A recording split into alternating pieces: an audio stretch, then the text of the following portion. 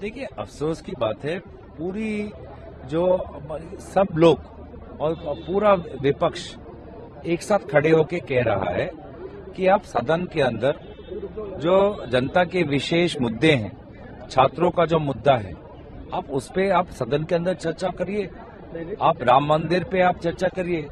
लेकिन आज जो हमने दिन में जो सुबह में जो बिजनेस आता है, जो आज का जो एजेंडा है पार्लियामेंट का, उस एजेंडा में नीट का एक उल्लेख नहीं। आज के पार्लियामेंट के एजेंडा में राम मंदिर का कोई उल्लेख नहीं। आज के पार्लियामेंट के एजेंडा में क्या है? सरकार के उनके दस्तावेज। तो क्या सदन सरकार के दस्तावेज के लिए ही है? और इसीलिए हमने सुबह से ही आपत्ति हमने जताई कि आज के दिन के एजेंडे में, डेली एजेंडा जो आता है, डेली बिजनेस जो आता है, उसमें राम मंदिर क्यों उल्लेखित नहीं है? उसमें छात्रों का जो नीट इश्यू है क्यों उल्लेखित नहीं है? और जब तक डेली एजेंडा में नहीं आता या सरकार अपने तरफ से स्पष्ट तारीख नहीं बताती, तब तक आप समझ लीजिए ये सरकार अपने जिम्मेवारी से भागना चाहती है। धर्मेंद्र प्रधान की इस्तीफे की भी आप लोग मांग कर रहे हैं? देखिए, जब उस विषय में तो हम चाहते ही हैं कि धर्मेंद्र प्रधान जी नैतिक जिम्मेवारी ले। क्यों? जब भाजपा निर्वाचन से पहले जब मुख्यमंत्री बदल सकती है, तो शिक्षा मंत्री क्यों नहीं बदल सकते? जब गुजरात में निर्वाचन आता है, जब उत्तराखंड में निर्वाचन आता है, तब तो मुख्यमंत्री बदल देते हैं, हरियाणा में मुख्यमंत्री बदल देते हैं। इतना अटूट विश्वास धर्मेंद्र प्रधान जी पर क्यों? क्या और कोई काबिल शिक्षा मंत्री नहीं है? तो इसीलिए सरकार उनकी है, मंत्री उनको ही बनाना है।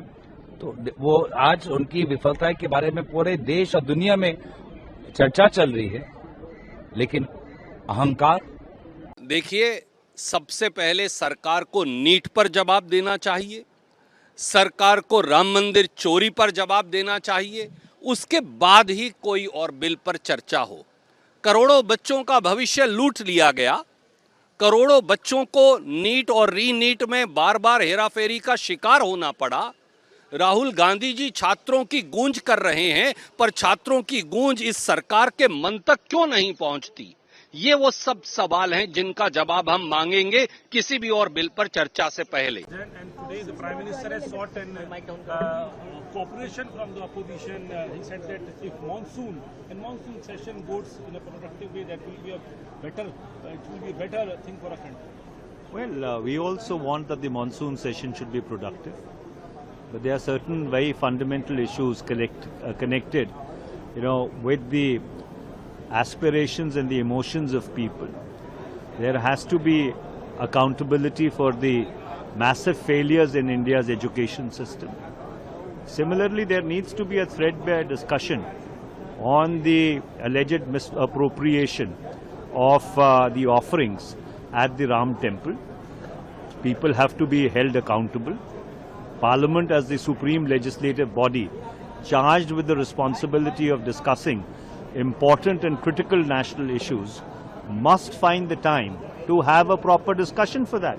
Let the government facilitate a discussion and the House will run. So what information coming that there is a lathi charge at Jantar Mantar of the protesters? How do you see that? Well, I'm not aware, and I've just come out of the House, so therefore I'm not aware of any lathi charge. So one important thing is that lot of the TMC MPs, they shifted to NCPI, Shiv Sena UBT MPs joined, they merged with the... Well, I had given an adjournment motion today that India requires a new anti-defection law. The previous anti-defection law has completely and absolutely failed. You need a new anti-defection law which stops this opportunism-driven defection, which is bereft of any ideological or policy differences, while simultaneously providing space for honest and critical dissent, both inside Parliament, inside the legislatures, and outside Parliament and outside the legislatures. This is the first thing which Parliament should be doing, because the House which was elected in the June of 2024 is not the House which is there in the July of 2026. This is completely and absolutely subverting the will of the people. अगर आपको इतनी तकलीफ है तो आप इस्तीफा देके दोबारा से क्या कुछ अंदर हो रहा है? क्या मीटिंग हुई? अंदर देखिए, अंदर हाउस में एलओपी और हमारी पूरी पार्टी ने और पूरी ऑपोजिशन ने ये डिमांड की है कि नीट के पेपर जो लीक हो रहे हैं, जो हमारे नौजवान आत्महत्या कर रहे हैं, उसके लिए प्रधानमंत्री को और पूरी सदन में इसकी चर्चा होनी चाहिए और जवाब देना चाहिए, और जो धर्मेंद्र प्रधान है उसको रिजाइन करना चाहिए। और उसके अलावा जो चंदा चोरी हुई है राम मंदिर में, उसके ऊपर भी प्रधानमंत्री को स्टेटमेंट देनी चाहिए और यहाँ इसके ऊपर चर्चा होनी चाहिए।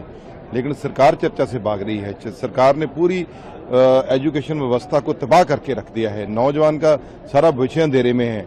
बार बार नीट एग्जाम में चोरी हो रही है, छोटे एग्जाम चोर हो रहे हैं, मतलब ब्लैकमेलिंग हो रही है। बच्चों का जो ब्रेन है वो ड्रेन हो रहा है और उसके लिए सरकार को चिंता ही कुछ नहीं। जो अपना फ्यूचर है, जो हमारा देश का फ्यूचर है, वो बिल्कुल खत्म कर रही है सरकार। राम मंदिर, चंदा चोरी और स्टूडेंट के मुद्दे पर विपक्ष जो है वो एकजुट है और हाउस नहीं चल रहा। एकजुट है बिल्कुल। हम हाउस चलाना चाहते हैं। हम चाहते हैं उसके ऊपर सरकार जवाब दे आकर, सरकार उसके चर्चा कराए कि कैसे पेपर लीक हो रहे हैं, कैसे बार बार ये सब कुछ हो रहा है। मजाक बना रखा है पिछले 10 साल से सरकार ने एजुकेशन सेक्टर को, और धर्मेंद्र प्रधान को रिजाइन करना चाहिए।